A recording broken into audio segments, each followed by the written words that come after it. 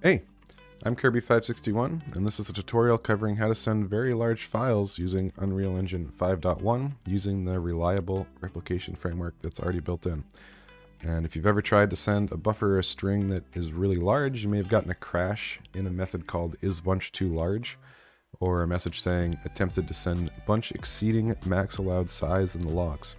And this is because there's a limit on the number of bytes that you can send in a single RPC in Unreal, and I'll explain that in more detail later, but let's start with how to fix it. I made a component called TransferComponent that's available in the gist in the video description below, and it makes it very easy to transfer large buffers of data such as files, really big strings, or whatever. And you can send these both from the client to the server and back from the server to the client. So what I have here is just a basic test player controller. So all I've done is overridden the begin play method so far. And this is all just a basic project you can make. Just make a default C++ project in Unreal Engine. I'm using VS Code. You could also use Visual Studio if you want. The code will be identical. And if you're unfamiliar with how to set up a custom game mode so that we can use our custom player controller, this is all the code is for that. It just extends a game mode. And then in the CPP file for test game mode, we're just using the custom player controller class. So if you do want a separate tutorial on how to set this up, let me know in the comments below. But there's also other tutorials out there as well. So if we go back to our player controller, what we're going to do first is create a transfer component that we can use to send large buffers. So let's start with that.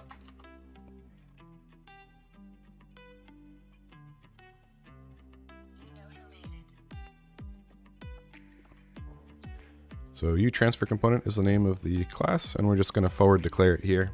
We'll include it in the CPP file. So what you want to do is copy the gist into a components folder. So there should be TransferComponent.h and TransferComponent.cpp. So just put them in that folder. And if we go back to the player controller CPP, I'm going to include that. So TransferComponent.h. And the first thing we need to do is create or initialize that transfer component member variable that we just made. So transfer component equals create default subobject UTransferComponent. And we have to give it a name, so just transfer component, whatever. And I'm also going to turn on logging. You don't need to do this, but just so we can see what it's doing behind the scenes. Set verbose logging enabled, because by default it'll just log errors, it won't log transfers. So now in begin play, what we want to do is just send a really big buffer from client to server just to show how to use this library, or it's not really a library but the gist. So let's say if we're on the client, so keep in mind this test player controller is going to have a version on the server and a separate version on the client, and begin play is going to run on both of them, so potentially separate computers. And so we're just going to check that get net mode equals nm client.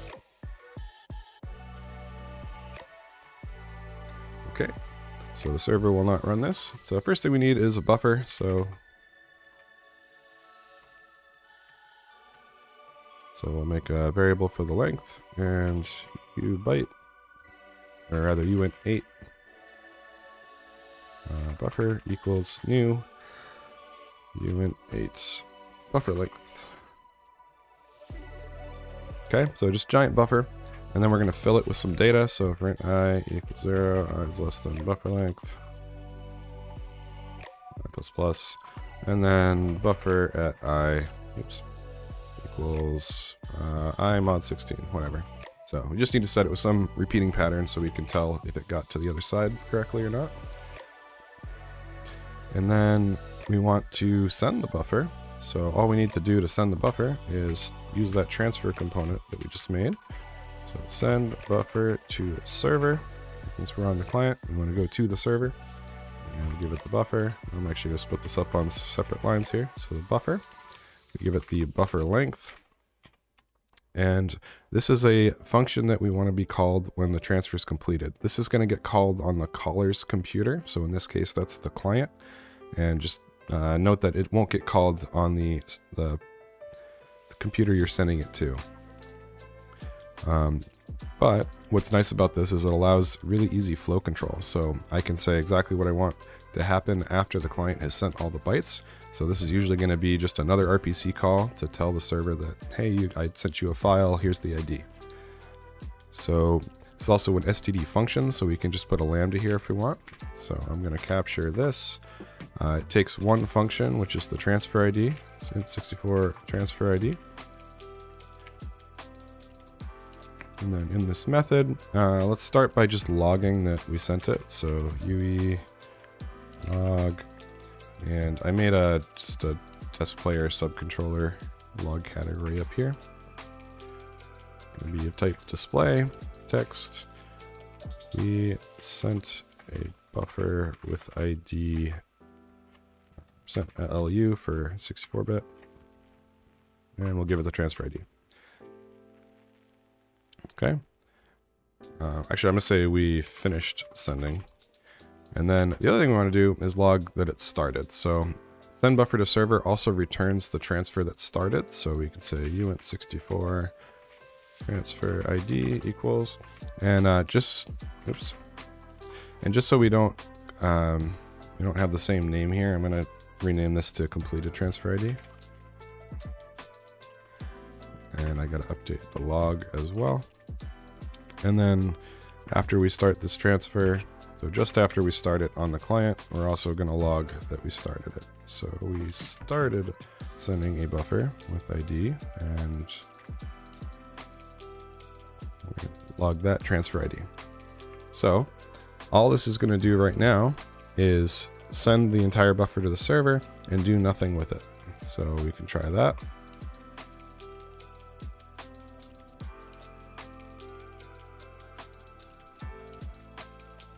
Oh, I didn't end this. All right, sorry, I was just in a semicolon. Go again.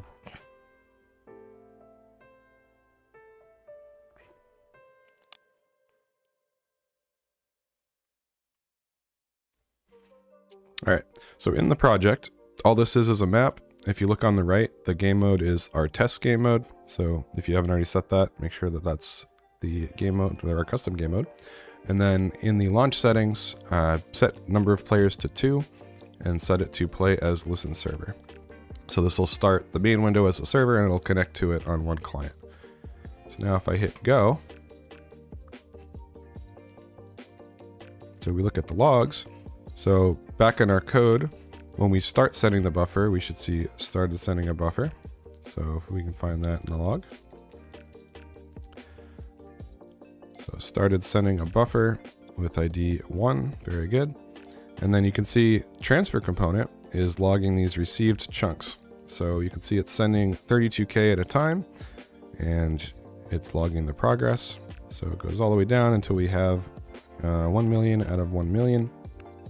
And then when the client finished sending the chunks, you can see it logged, we finished sending buffer with ID 1, and that's our lambda here. So it finished. All right, so far everything's just happened on the client. So now we want to tell the server that the buffer got there. So if we go to test player controller, we can add a section here for network calls.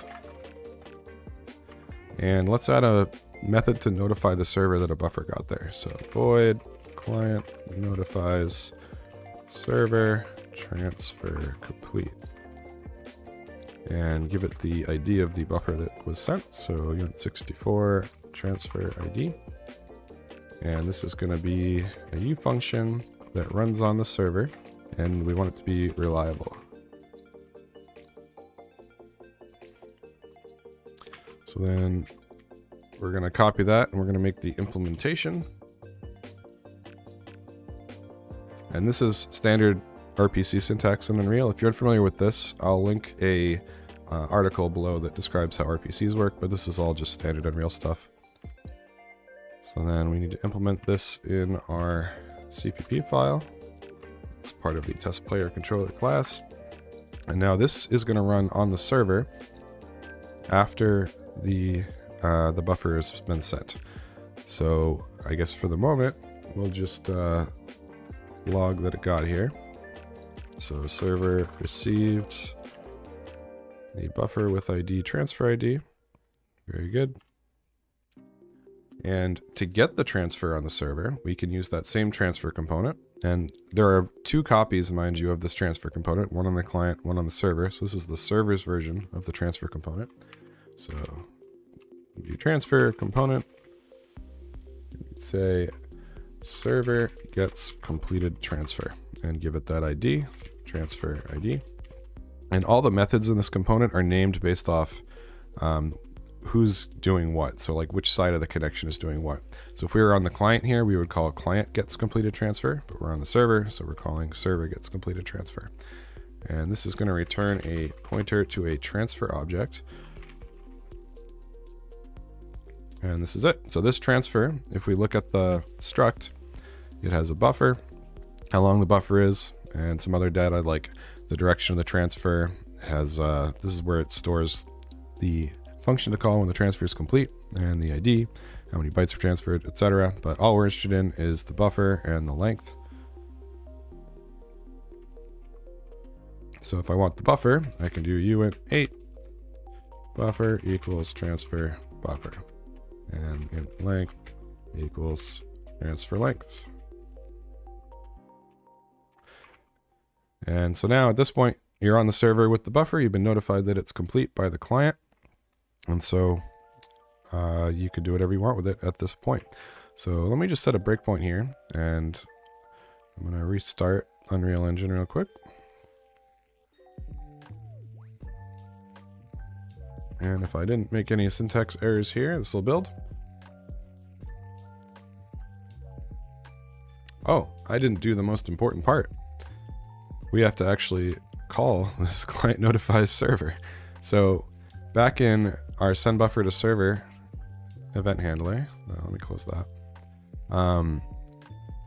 When the transfer is finished being sent, we want the client to notify the server that it's complete and give it that ID. So client notifies server transfer completed, and completed transfer ID. So this is called in the client. This will be called in the server. And let me rebuild. All right, so I'm gonna clear the log. We'll hit go. And once again, all the chunks will be sent, but now our breakpoint's hit. We're on the server. The server received this transfer ID, and we retrieved that transfer using the ID with this method server gets completed transfer. And you can see there is a buffer here. And if we look at the hex output, we can see that repeating pattern that we put in, just 0 through 15, 0 through 15, 0 through 15, over and over again, all the way down.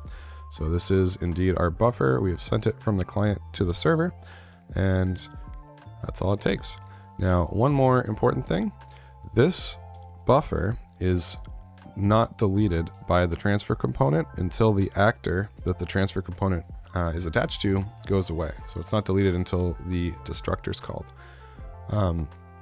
So we need if we want to delete it earlier than then, which probably most of the time you will, we need to clean it up manually. So after we get this, if we do transfer component, server freeze completed transfer, and give it that ID, this will clean up the transfer for us. And don't use it after you do this, obviously. But that's it. So yeah, just make sure that you clean up the buffers after you're done using them, because otherwise you'll leak possibly very large amounts of data. So this is all of the code to send this large buffer from client to server. And I mentioned this is bidirectional. So let's flip the order around real quick. So let's say get net mode is not equal to the client. So we're still going to make a buffer. And instead of send buffer to server, we want to send buffer to client. Do we have buffer, buffer length? And so now when this gets called, we finish sending a buffer with ID from server to client, going back the other way. And now let's rename this method to make it, make it a little more clear. So instead of client notifies server, we're going to say server notifies client.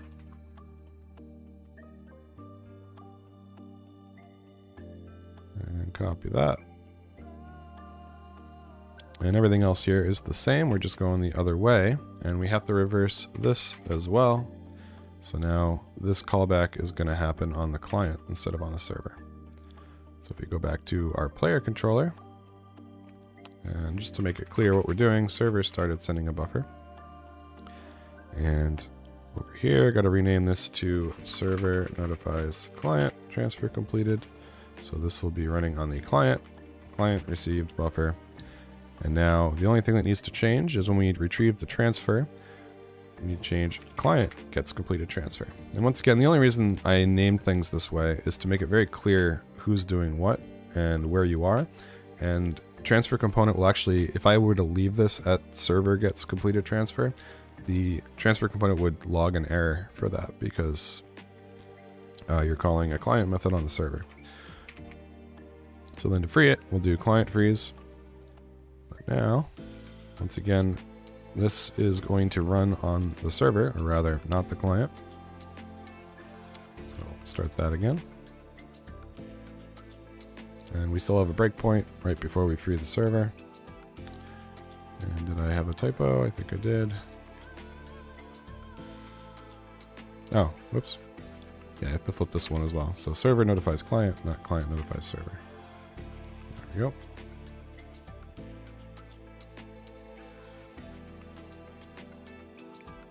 Alright, so now when I run it, we're going the other way. And everything will look exactly the same, except now we're receiving it in the opposite direction. So client received buffer. If I look at the buffer that I got, hex.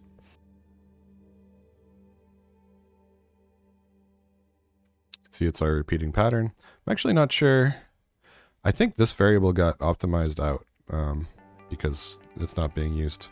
But it would, I mean, if you were to actually use this, then you would see that in Hex Editor. But if we look at the transfer and at that buffer, we can see all the data is here.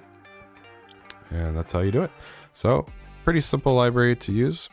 Just send buffer to client or send buffer to server on a transfer component. And you just add it as a default sub-object to an actor.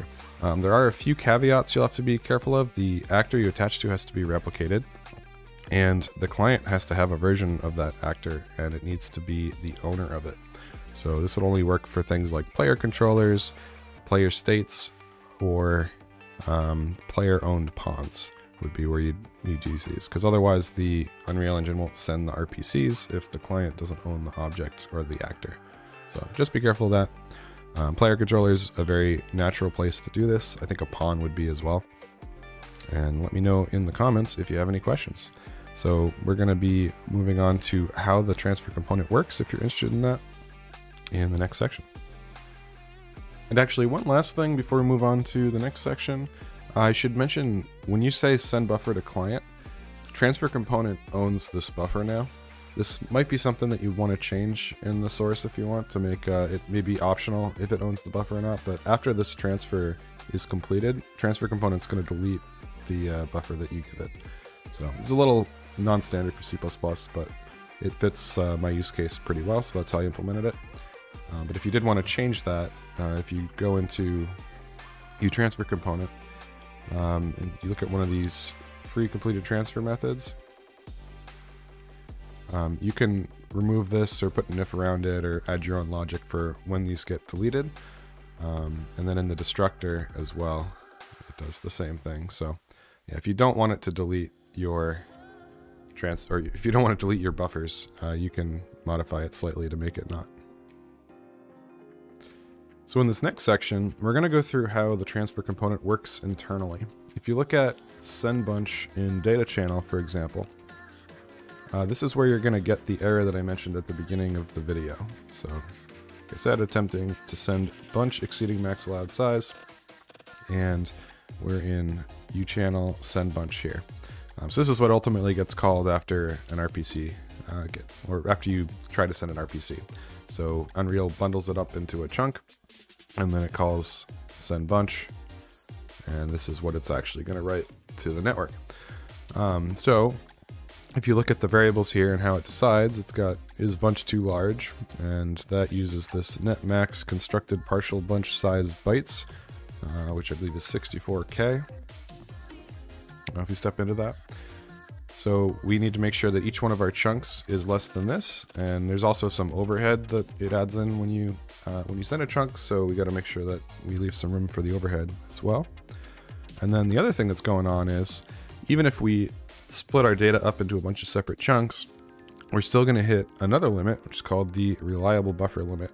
So each one of these chunks gets put in another big buffer that gets slowly chewed on by the network thread, and that has a max of 256. So we have to stay under 64 kilobytes a chunk, and we have to stay under that reliable buffer limit of 256. So if we look at the transfer component and how it handles this, we'll just walk through a send buffer to server call, and it should be pretty clear how it works. So we step into this. All this does is forward to the internal send buffer call, and it sets the direction based on, if you call send buffer to server, it goes client to server. If you call send buffer to client, it goes server to client. So if we go into send buffer,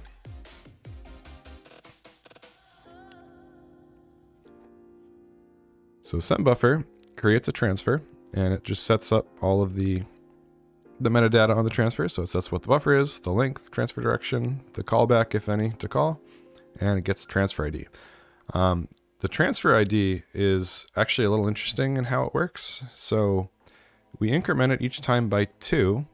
And if you look at how next transfer ID gets initialized, it's in the constructor, and on the client, it's set to 1, and on the server, it's set to 2. So the servers are always odd, and the clients are always even. And I did it this way so that you don't need any coordination between the client and the server in order to get your next transfer ID, so they should always be unique as long as there's one server and one client.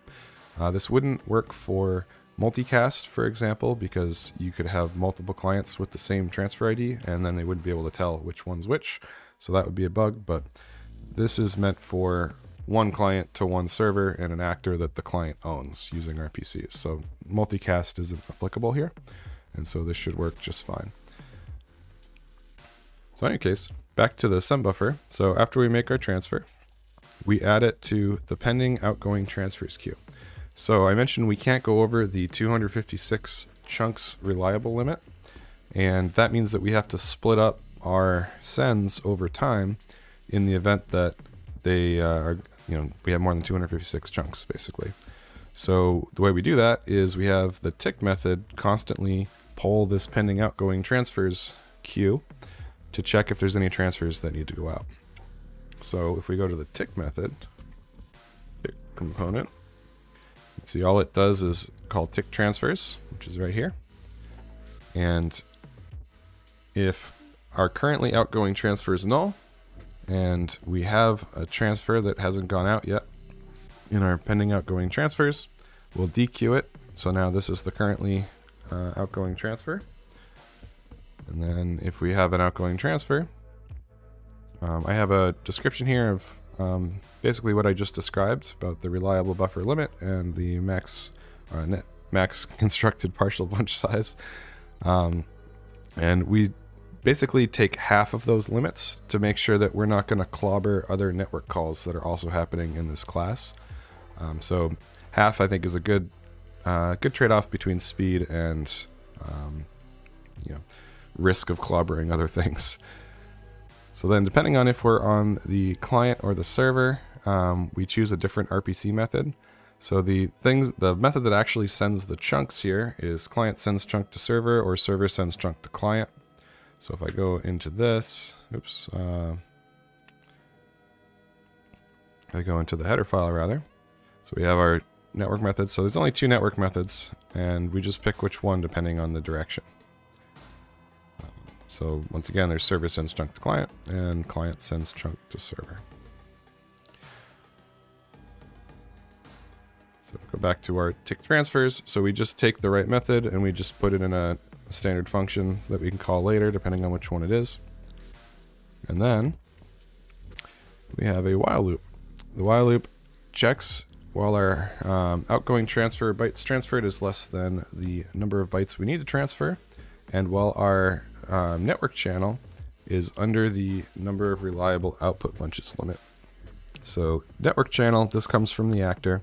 It maintains an internal count of how many bunches are in that buffer, so we can just use that and make sure it's under a limit. So we'll just keep sending chunks basically until we hit that limit. So in here, we just call our send chunk method that we set above, and we have a member variable for the outgoing buffer here, so that we don't need to reallocate every time. So this will copy it, so we can keep reusing the same one. And we just do some bookkeeping, keep track of how many bytes we transferred, and we keep going. So after the while loop is done, we check if we're equal to or greater than the number of bytes to transfer. If we're greater than, it's an error, so log it. It should be equal. And then we call our callback, and we clean up the transfer. Now, I was mentioning before that we delete the buffer by default that's passed in. You can change this if you want to. I was thinking of just making it optional when you make the transfer component, if it owns the buffers or not. But that's up to you.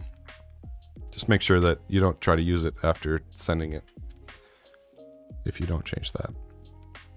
Or make a copy, either one. Yeah, so that's the gist of how this works. So we just split up each transfer into a bunch of chunks, and we send it as we can without overflowing any of the buffers over time using the tick method. At first I thought this is a really inefficient way to do it, because now you're tying your transfer rate to your frame rate, which seemed odd to me. But because it's all stored and it's all being buffered, it's actually pretty unlikely that you're going to fill the buffer and then by the next tick it's going to be empty anyway. So I think this is actually fine. And the really nice part about it is it fits right into the RPC framework, so that it's very easy to add it to an actor, and you don't need a separate socket, and you don't need to worry about INET addresses or firewall punching or anything like that in order to set that up. So everything's using the built-in Unreal socket. And you also, the other big advantage of doing it with RPCs is Unreal Engine already forwards the network calls to the correct actors. So you'd have to figure out some other organization system if you had your own socket for how to decide, who gets it on the other end. So that's the sending side. The other interesting part of this is the receiving side. So if we go to the implementations of, where are they? If we go to the implementations of those client sends chunk to server, server sends chunk to client methods, so these happen on the receiving end, and again, they can be either direction. Both of these just call receive chunk on a receiver. Again, the receiver, depending on the direction, can be client or server. And so to receive the chunk, we have the direction, the transfer ID, the chunk itself, and the total bytes. So we have this map called completed incoming transfers that maps the transfer ID to the chunk. So if we don't have an entry for this ID when it comes in, then we make one. So once again, this is on there's already a transfer created on the sending side. We're creating a corresponding transfer on the receiver side here, and we initialize it, and the transfer component creates this buffer of the same size. We send the total size with this as well, just because it's convenient. You could also have an RPC that says, on transfer started or something, and sends the whole size, but this is a very small percentage of the overall chunk size, and so it doesn't really matter. In any case, the transfer component owns the buffer, or rather creates the buffer, and it will delete it when the actor goes away, as I described earlier, but it's better if the client frees it when it's done with it, because otherwise, if especially a player controller, if it hangs around for a long time and you send a bunch of stuff, or if let's say you send files during the game or something, that could build up to be a lot. Or if you want it to stick around the whole time and you don't want to have to copy the buffer, you can leave it, and then it'll just go away when the actor goes away. But in any case, so we create a new transfer, we add it to that map under the transfer ID that it was sent in, and then we just bump up the bytes transferred. So we mem copy the chunk into our buffer, and that's it. So the receiver side is pretty simple. And I guess the last thing to talk about is just one thing that I found confusing in Unreal with networking is that you have two versions of every object, one on the client, one on the server. And so for each one of these variables, we have a pending outgoing transfers on the client and on the server, and we have a completed incoming transfers on the client and on the server. And so when you're reasoning through this, just keep in mind that there's two versions of everything, and whenever you're adding something to this buffer, or this map, you have to keep in mind which side of the connection that you're on. But it does work pretty elegantly as long as you can keep that straight in your head. So that'll do it for the tutorial. Thanks for watching. And by the way, there was an article that I read that pushed me in the right direction for this, which you can see here. Written by Alvaro Alvarez. Hopefully I pronounced that right, but thanks a lot. This is really helpful, and this implementation is basically a generic bi-directional version of what's described on this page. So really appreciate it. Thanks a lot. Check out this article. I'll link it in the description as well. Also, likes are really appreciated, and if you're interested in more Unreal or development tutorials like this, hit the subscribe button. All right, thanks everyone.